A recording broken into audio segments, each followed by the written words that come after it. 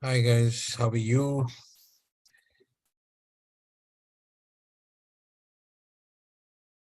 I am just sharing my link.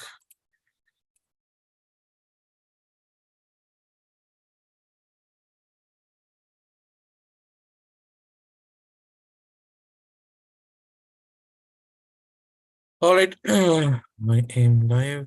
Let me just share the screen.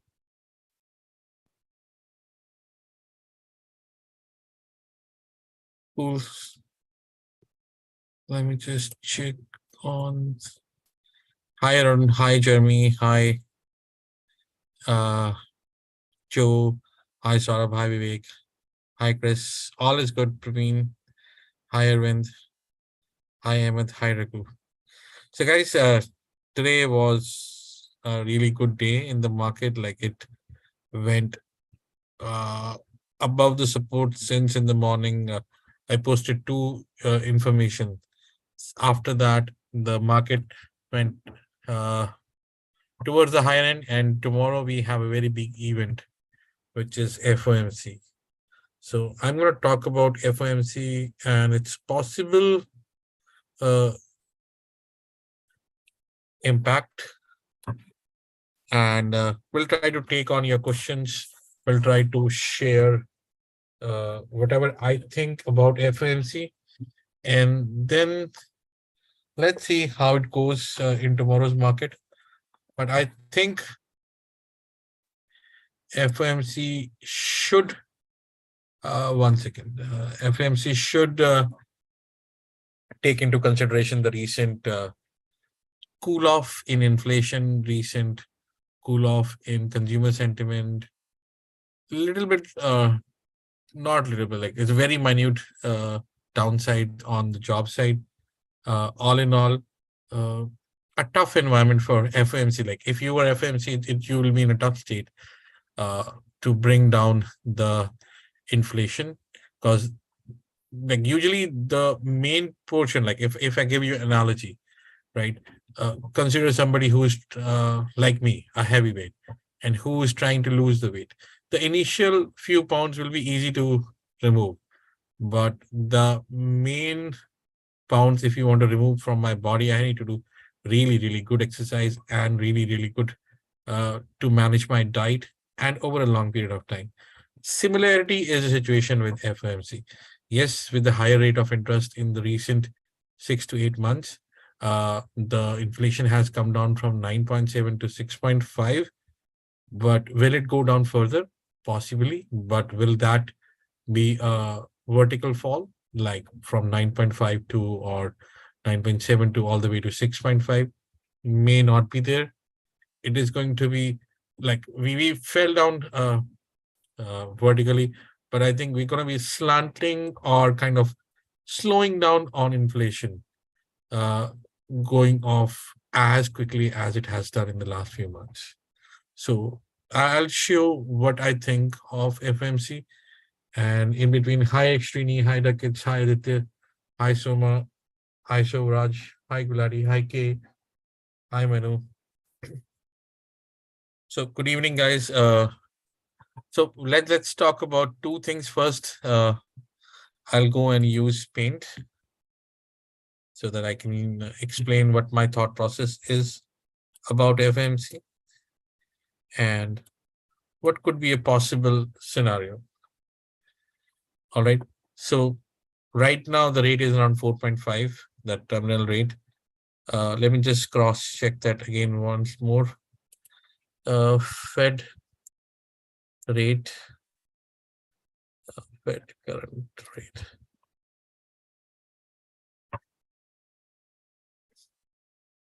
4.25 to 4.50. That's the current rate. Okay. Now we have like if you hear from Fed members, they've been really hawkish before the close down or a blackout period from mid January all the way to tomorrow. Before that, everyone was hawkish. They were saying that yes, there's a possibility of a 50 basis point hike. plus the rates are not going away, plus people have expectations that yes, Fed will cut down the rates on the year end. So they were kind of declining all these points. So let's talk about a couple of scenarios here. Okay, I'll use annotations, so which are much better. So I'll use annotation, yes. So current rate is 4.25 to 4.5. Last I heard from FMC, or what I read from their statement, was they were targeting above 5%, 5.1 to 5.25. Okay, this was their goal since the last did the rate hike. Now, since then, inflation has come down. Inflation has come down. Consumer sentiment has come down. PMI, the manufacturing, has come down. Jobs, they're like hardly any impact. Only tech sector is suffering from layoffs, but all the other sectors are not suffering from layoffs. GDP has well maintained. Now, these are impacts of interest rates. That yes, starting to feel that consumer is spending less, inflation has cut down, the PMI, the manufacturing has cut down. So yes, one school of thought will say this will bring Fed to a thought process that yes, they might only add 25 basis point this time and 25 in March. So only two 25 hikes. And by the end of this year, they will start to cut down rates. So by November, by December, they will start to cut rates. But if you were FOMC, or if I put myself in their shoes, I would either do 50 basis points tomorrow and keep 25 basis points for March, or I will do 25 basis points tomorrow, 25 in March, and 25 basis points in April to bring my goal to 5.1 to 5.25. Otherwise, I will not achieving the goal of 5.1. Now, once we hit this area, plus the balance sheet reduction or the tapering,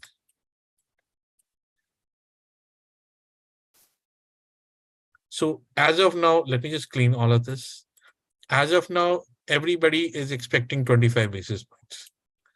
So if 25 basis points is there will not be any reaction. It will be mute. What is the main catalyst for the reaction? The catalyst for the reaction will be three factors. Number one factor, what is their terminal rate? Whether they are thinking about 5.1 to 5.25, are they going to settle at around that portion? Second thing, are they going to increase the balance sheet reduction, or you want to call at tapering to nearly $1 trillion by June or July? Third factor, that rates are staying in 2023. No rate cuts whatsoever in 2023. If these factors are there, market will fall really badly. Okay, keep in mind, even if there is 25 basis point hike, everyone is assuming that yes, there's going to be 25 basis point. Most likely 80% chances 25 basis point is there. But what about that 5.25 terminal rate? If they talk about this, it means that there will be a hike in March and April. Okay. If they talk about terminal rate 5, then it's a positive thing for the market.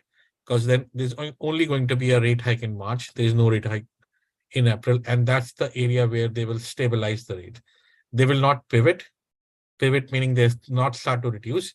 They will keep the rates at around 5% terminal rate, and they will try to keep the rates same for the end of this year.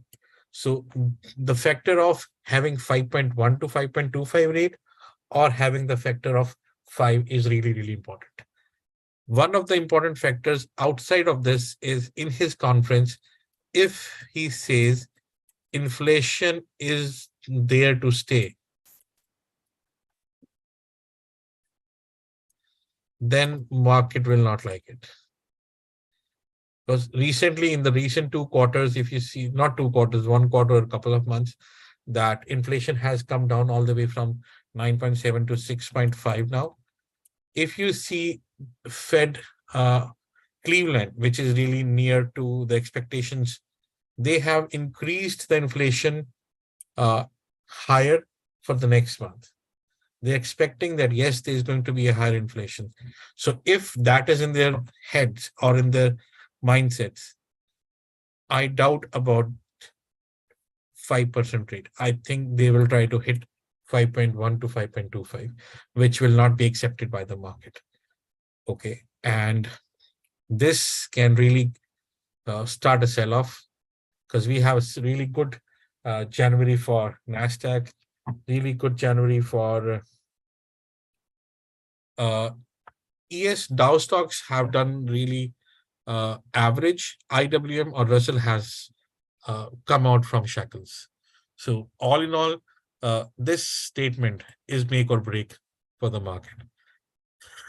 This is like, if one factor I have to look into his commentary, his conference, or any Q&A or anything which comes out at 2 p.m., I will not trade at 2 p.m. at all.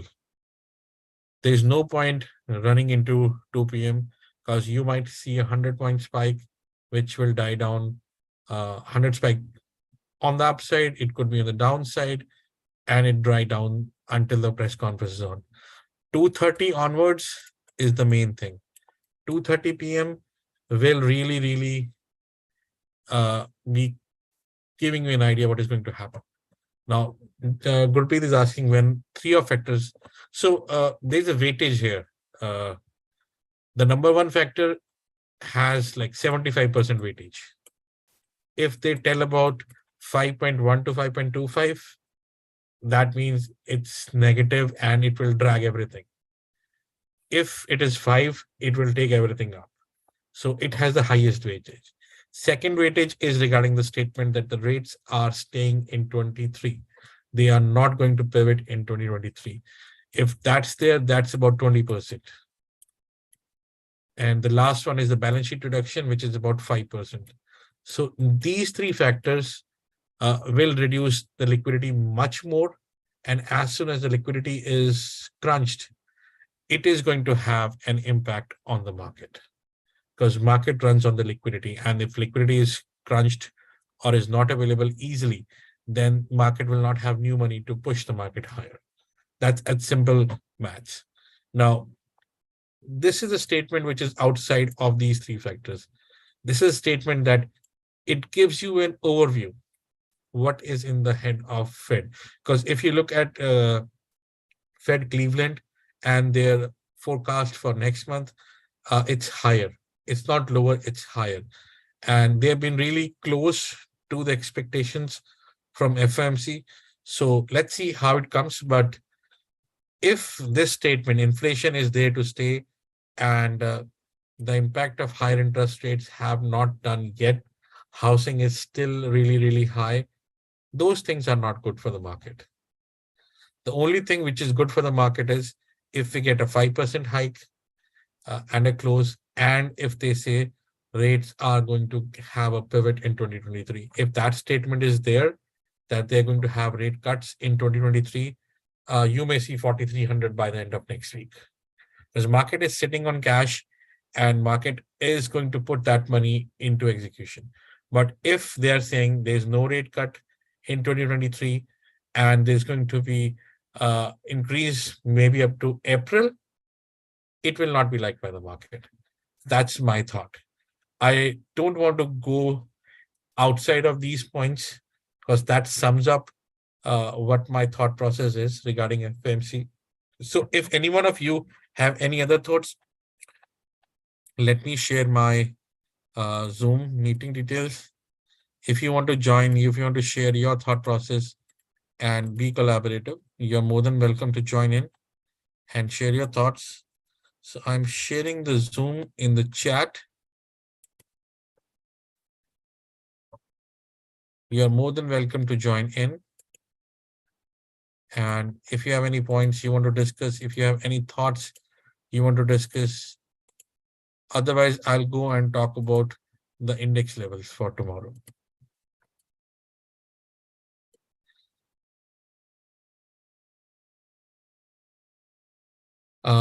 Mr. Gulati, what will be the impact of bonds? So if dollar SPY is going down, okay, yields will go down further, or like yields should go higher, not down. Yields should go higher. So bond prices, bond premiums will go down, yields will go higher. Butterfly for SPX. We'll talk about the SPX or ES levels once I jump into those details. Right now, I am opening or I'm like sharing the Zoom link where you can actually come. Do you see the Zoom link which I shared? I don't see you get the Zoom link which I shared. OPEC news is not significant, Surya, because OPEC. Guys, can you confirm if you can see the Zoom link in the chat? Because I don't see the Zoom link. I like if you look at the screen, you will see that I pasted the Zoom link, but I don't see the Zoom link in the chat at your end. Do you see it? Not yet. So let me do one thing. Let me post the Zoom link on Twitter. You all can pick up the Zoom link from, or let me try one more time.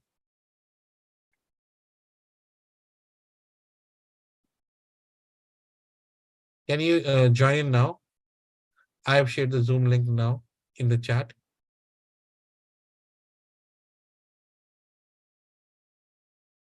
Yes, there is a delay. Yes. So join that and let's talk about this so that we can all be on one page and then tackle the FOMC tomorrow with some nice thought process.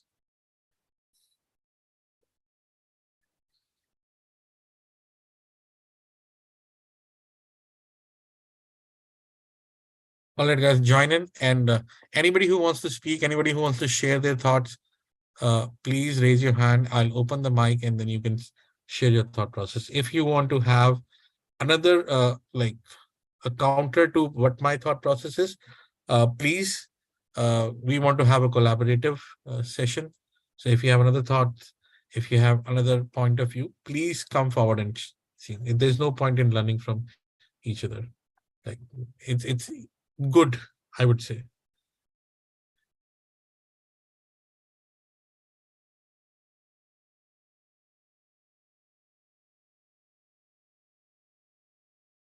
I'll wait for a couple of more minutes. Let's see. In between, let's open the ES chart.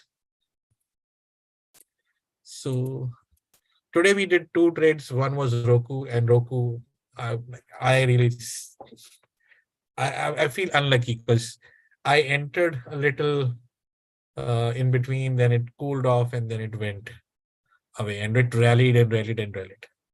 So I'm disappointed. Tesla was good, so I covered the loss of Roku in Tesla, and then I recommended AMD, which I posted. Again, guys, I share what I do. I am not asking you to follow my trades or something. I'm just sharing what I'm doing. And that's why I ask people to share your views, share your trades, so that we know what's the prospect, what's the thought process behind that. All right. If nobody has any thoughts on FOMC or any questions, I'll move on to ES. So ES, if you see on a longer term horizon, it's a bear flag for me. Like if I go into a weekly candle, right, this will be a bear flag for me. Coming from the top, and this is what is happening. I'm right there. Either I'm going to do a downside move, which will be massive, which according to the bear pennant should happen, or I should fail this and go above to 4320. So if you look at today's or this week's candle, we are making a doji, and doji is not a really nice candle before an event because it shows a sign of indecision. So let's move on from the weekly candle because it's not giving us a clear picture. Coming back to the daily candle. Now 12 EMA is right there. We tested the 12 EMA. We tested the long-term regression channel in the morning, hit it right there at that point, and it's holding this space. And from there, we took the support of 12 EMA and then bounced all the way to 4070. Now 4010 is an area which is this high, this high, this high. So if we have to go higher, we need to take this area and break it. If we want to go higher, we must break 4110 because these are the two previous highs. Now there is a possibility. Now we'll talk about two possibilities here. The first possibility is we go up and then we come down. That will be called as a fake breakout. Because in that case, what we did was we simply made a newer high from the latest high, like latest high is 4110. If we made like 4125 and we are not able to retain 4110, that means we have done a fake breakout. And as we do a fake breakout, possibility of going down increases substantially, exponentially. Okay. So keep an eye. If we break higher and we come down below 4110 after the conference or during the conference, keep an eye off this area, 4110. 4110, if we hold above that area and we go higher, that's fine. But if we come back below 4110, that could be really, really fake breakout. Second thing, we do not even break above 4110.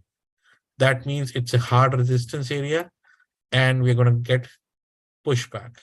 So in that case, we can come down towards really, like, again, depending on the commentary, we may really go down hard towards 39.95 area. Third scenario, we break above 4110 and we hold, then 4170 will be the first target we should test. 4170 will provide some tough resistance. Once we clear that, then things will change. Then we are opening up for 4320 area. So I'll not go into a high levels, but first case, 4110 breaks, makes new high, 4125, fails to hold 4110, short. That's a fake breakout. Second scenario, 4110 act as a resistance. We can short around that.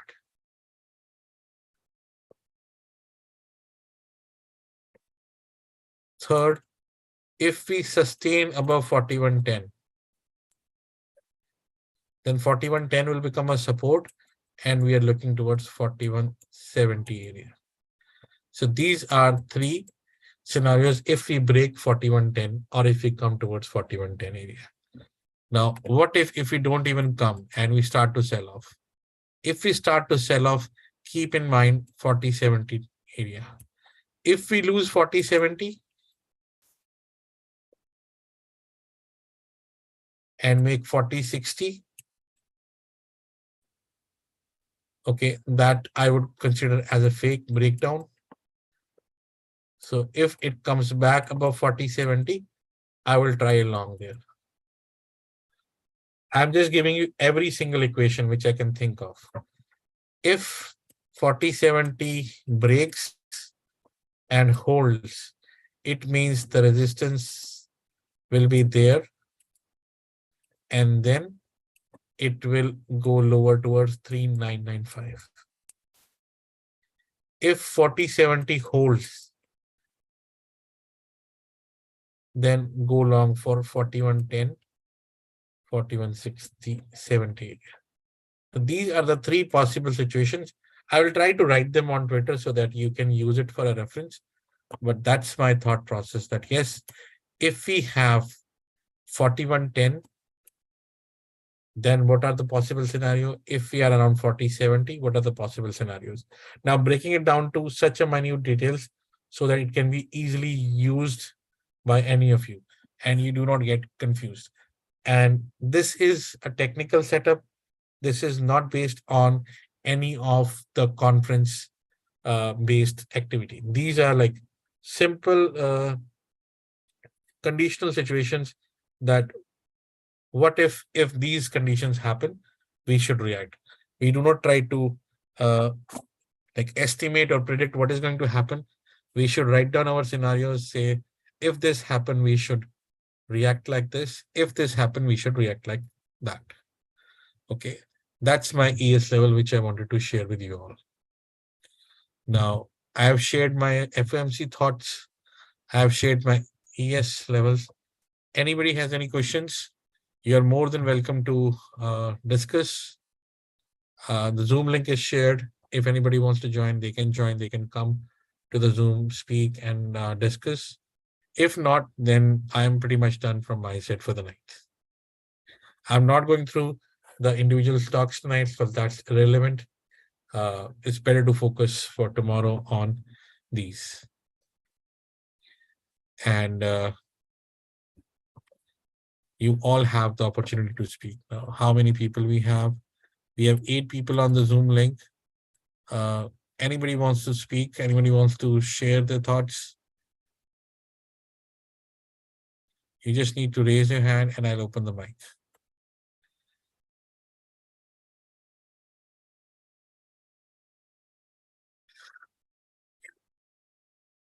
I know there's a delay, so I'm going to wait. Yes, Arvind.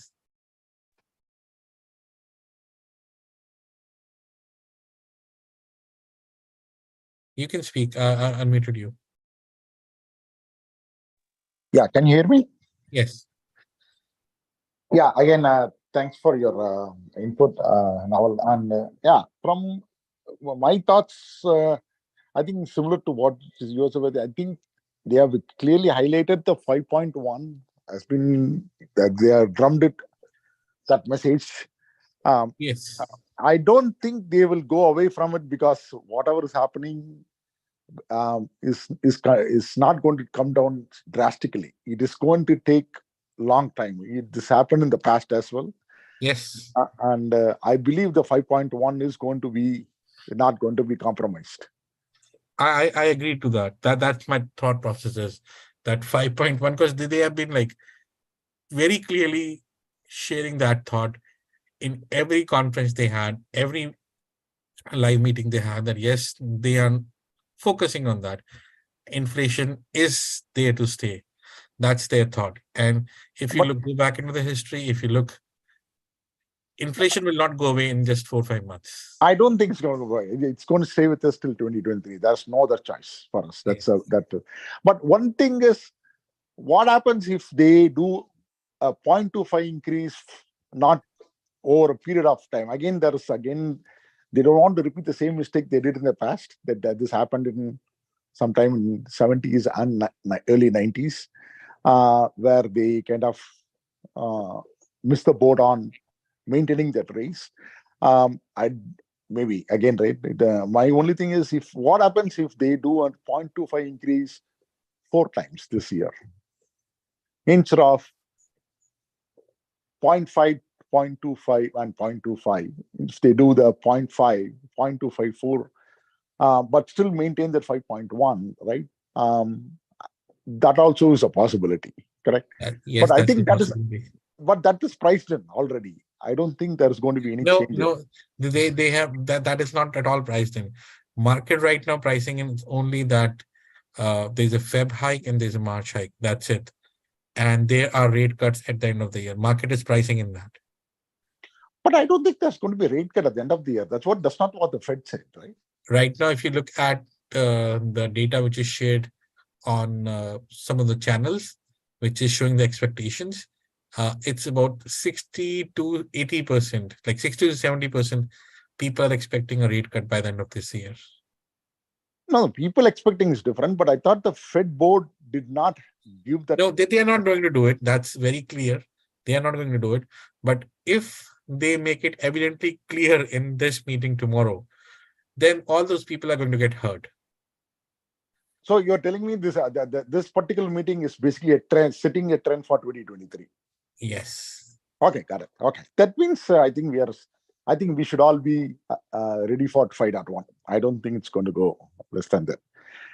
Even then, 5.1 keeping it, I think if inflation getting down will be much longer, because they have to keep this rate also stable for some time at least, right? At least 2 quarters or 2 quarters. They have to, after they increase it to 5.1, they would have to keep it at least for a few quarters.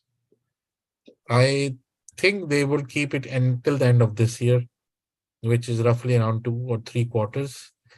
And then they may, like, my expectation is March 2024, they should do some cuts looking at the economy at that time, but not this year. So now, so you're saying that they just buy the bullet, increase it in the next 2 increases to 5.1 and then stay the course. I think they should do a 50 basis point tomorrow, and that should suck up the market. And if they do not do that, then they have to do 325 increases, 325 points. Yes. No, it'll be, yeah, correct. Yeah. So Feb, March, and April. Feb, March, and April. Okay. All right. Okay. I think that was my thought process, because from the current economy and the inflation, again, everybody's thinking it will go down. But no, it's not going away. It's not going away. That's very clear. Like, if you see, one thing we need to understand is that liquidity is not getting better. Liquidity is going to get shrunk in coming months. Okay. With China reopening, the resources which China will need now, and there's already an issue with supply, there will be a fight for the resources. Like, for example, if they wanted to work on steel, if they want to work on lumber, they will be fight on that, and the prices will go higher. If prices will go higher, how would the inflation come down? That's out of my simple logical thought. I don't understand it at all. Yes, absolutely. And if they are desperate to open, and because their economy is really in bad shape. Yes, China is really trying really hard to go back with all guns blazing. So they will push for all these resources. And being China such a huge country, the demand will be massive. Correct. Oil, gas, everything is going to go up. Yes, and people who are saying that oil will come down to $60, I don't think so. I don't think so. No. I think it will touch 100 from what I've seen. Okay, and that's it from my side now. Thank you.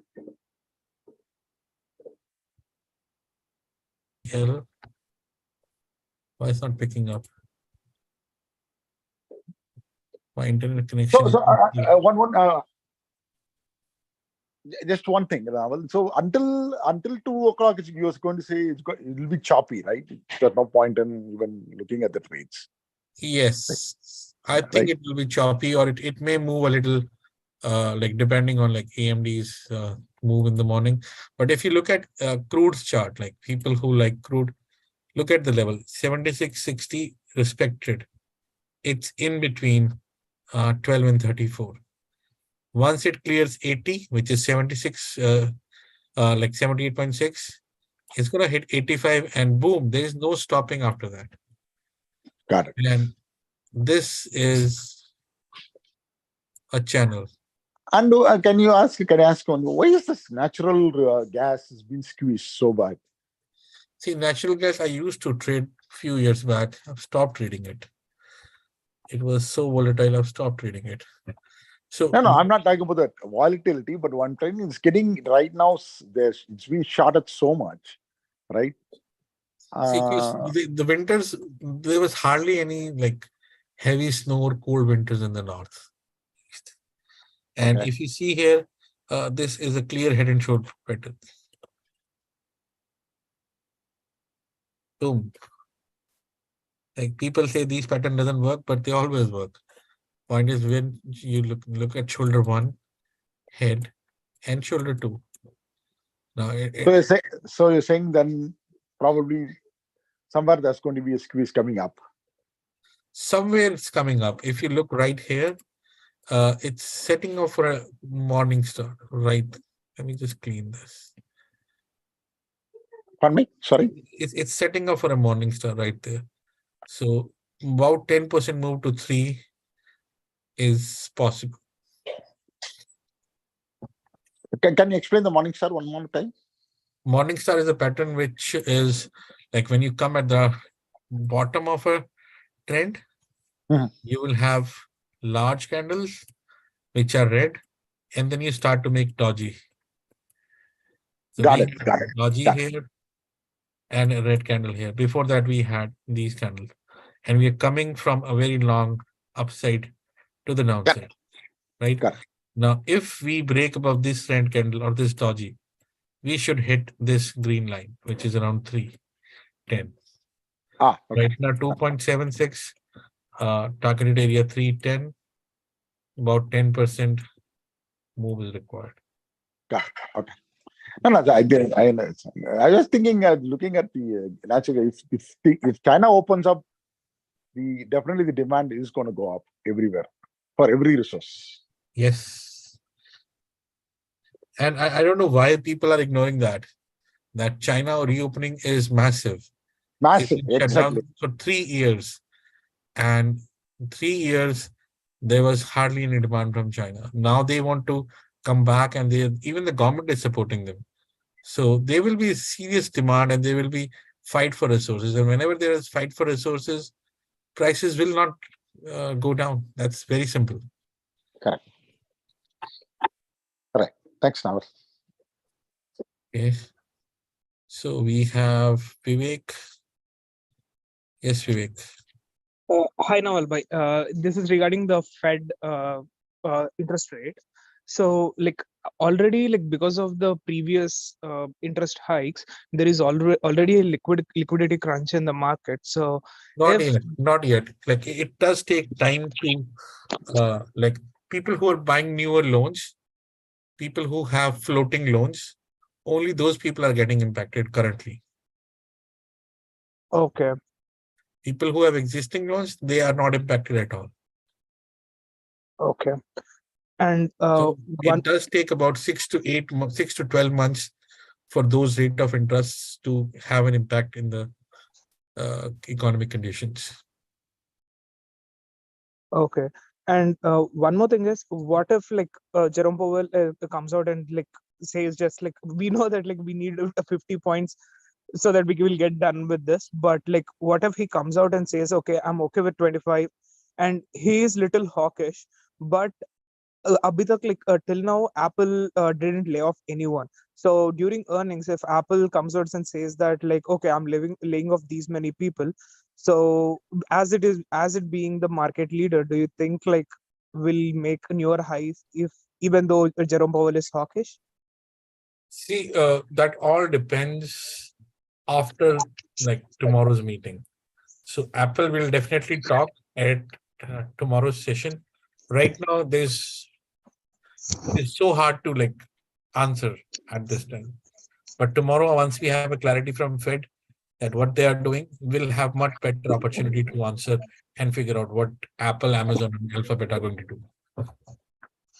Okay, yeah, that's it from my side. Thanks now. No problems. So, guys, anyone else? I don't see anybody. Okay. Can we entry longer? Yes, Shiv, you can add around 77. All right, guys. I'm gonna post my thoughts on ES levels on Twitter, and you can read and refer from there. If you have any questions, post there. I'll try to answer. Thank you for joining in tonight, and we'll see you tomorrow night at the same time, 10:15. Have a good night. Bye.